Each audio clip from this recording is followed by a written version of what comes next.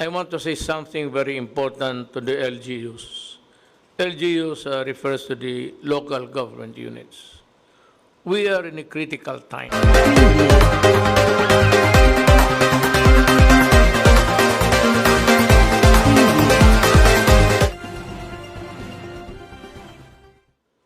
I want to say something very important to the LGUs. LGUs refers to the local government units. We are in a critical time. We have resorted to this extreme measure of enhanced quarantine for the zone because the magnitude of the threat that we are facing calls for it. By its nature, it severely restricts the freedom of movement of our countrymen and thus deprives many people of their ability of earning a living for the coming weeks. Let me add my own words. I'm really very sorry, but I have to do it. Now I call the LGUs. The national government needs your help during this time. But I want to tell you, do not make this quarantine more difficult for our people than it already is. LGUs should take note of this.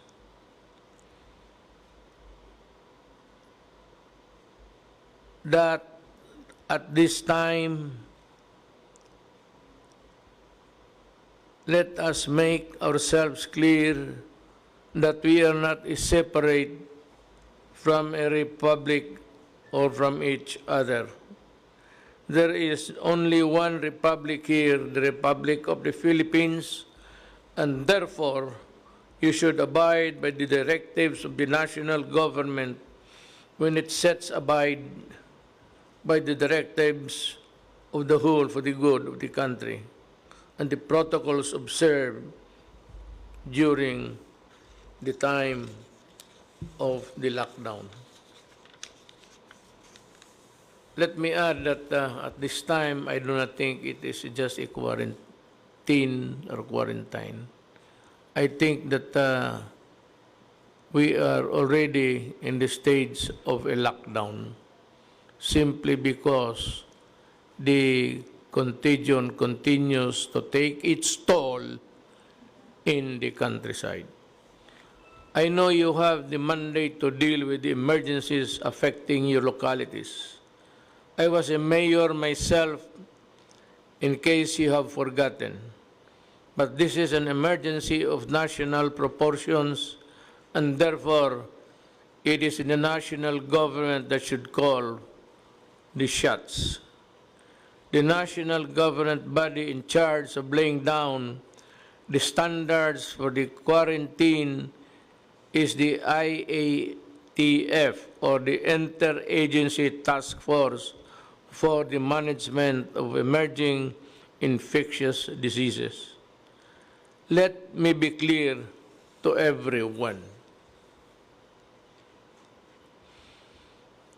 So, when the IAF says, do not restrict the flow of cargo of whatever type, then no LGUs should say that they only follow or allow food or essentials goods to come in.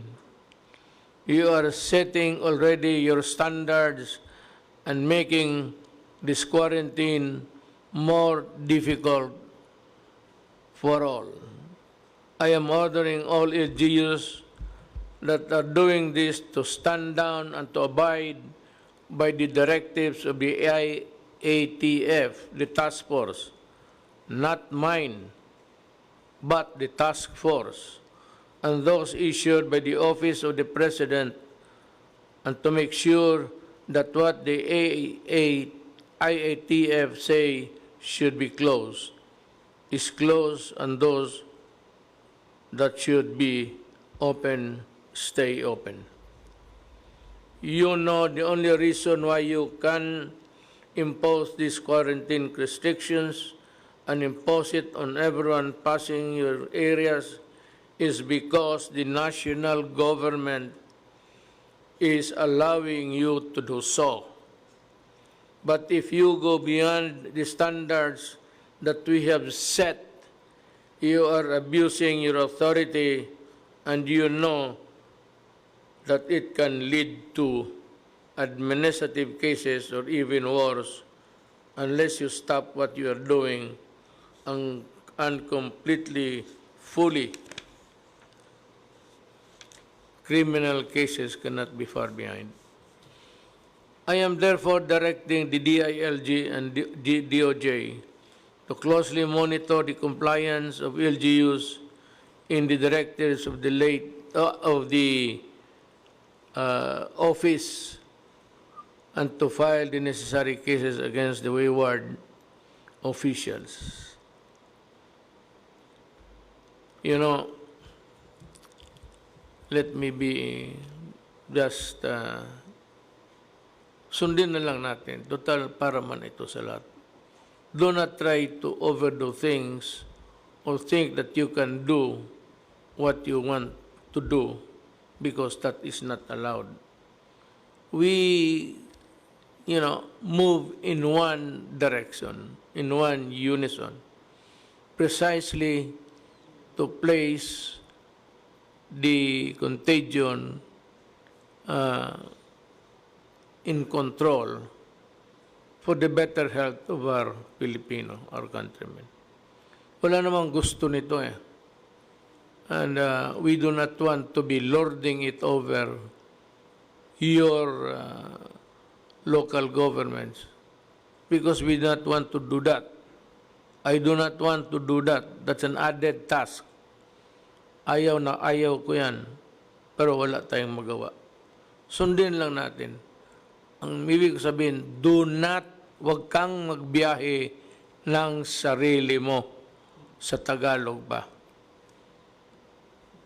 Kung sa wedding, ay wag kang magpalaro ng iba.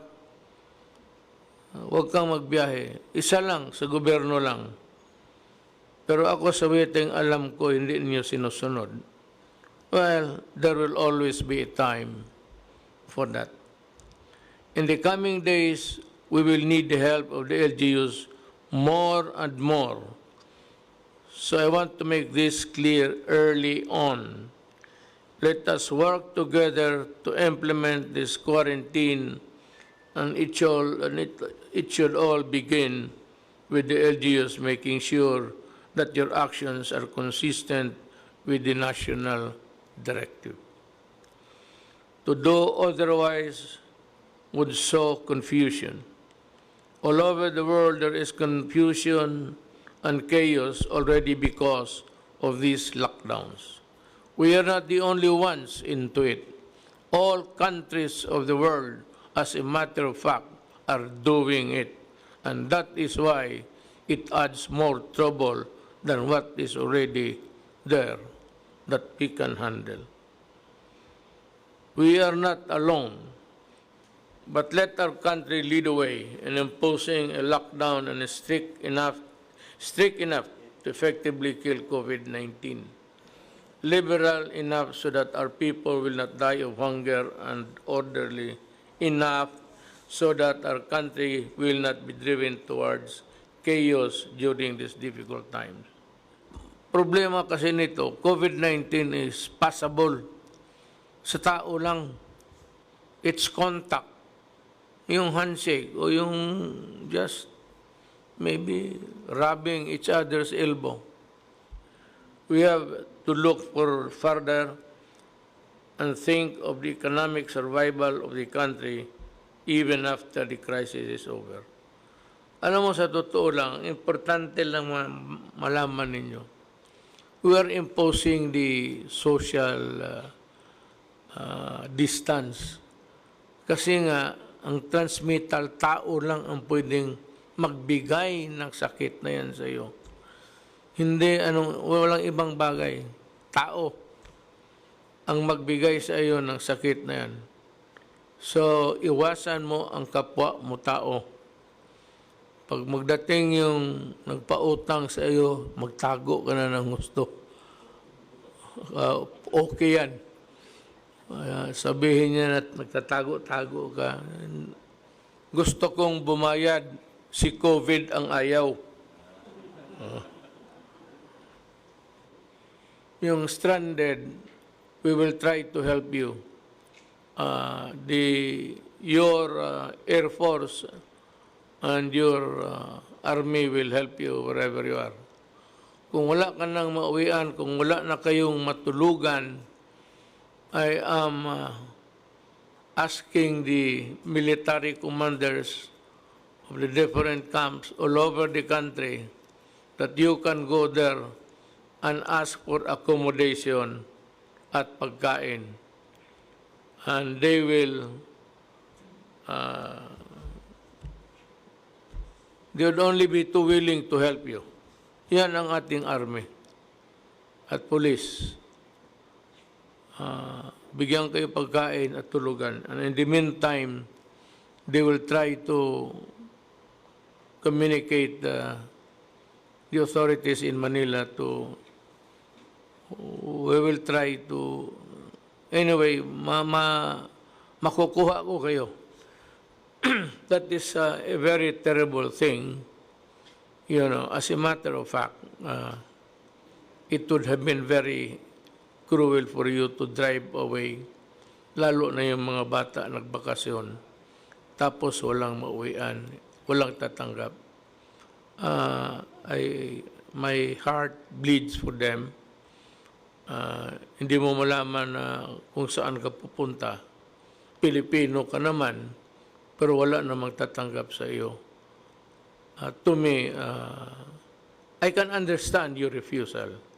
But more than your feeling, yung akin is to somehow protect and help Filipinos in distress.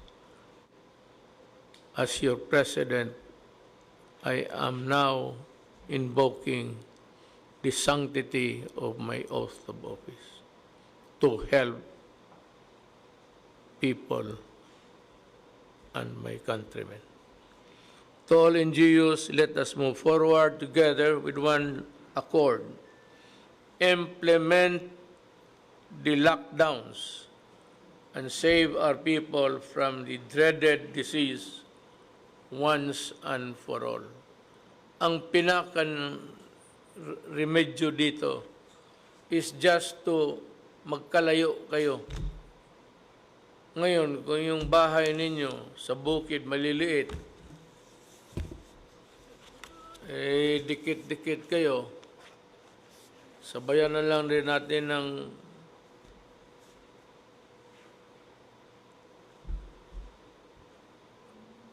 ano bang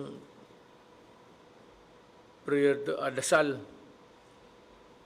Sabayan na lang natin ng dasal na tutulungan yung mga tao, mga Pilipino na they are not in a position, wala sa